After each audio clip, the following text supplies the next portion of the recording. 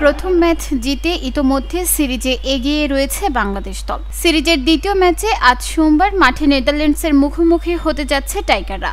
সিলেট আন্তর্জাতিক ক্রিকেট স্টেডিয়ামে সন্ধ্যা ৬টায় শুরু হবে ম্যাচটি। এই ম্যাচ জিতলে সিরিজ জিতে নেবে লিটন দাসের দল, যে কারণে ম্যাচটি টাইগারদের জন্য বেশ গুরুত্বপূর্ণ। অন্যদিকে নেদারল্যান্ডসের জন্য সমান গুরুত্বপূর্ণ, কেননা সিরিজে টিকে থাকতে হলে এই ম্যাচে জয়লাভের কোনো বিকল্প নেই। রায়ান কুকের দল সেটা নিশ্চিতভাবে চাইবে। গতকাল সংবাদ সম্মেলনে নোয়াক রোস বলেছেন, আমরা বিশ্বাস করি আমরা পরের ২ ম্যাচ ভালো করব এবং ২-১ ব্যবধানে এই সিরিজ জিতব। ক্রোস আরও বলেন, সর্বশেষ যে দুবার আমরা বাংলাদেশের বিরুদ্ধে খেলেছি ২০২২ ও ২৩ বিশ্বকাপে কন্ডিশন ভিন্ন ছিল।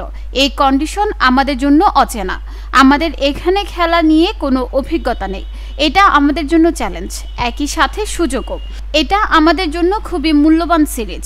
এই ধরনের উইকেট ও কন্ডিশনে খেলা অবশ্যই বিশ্বকাপের জন্য ভালো এক অভিজ্ঞতা।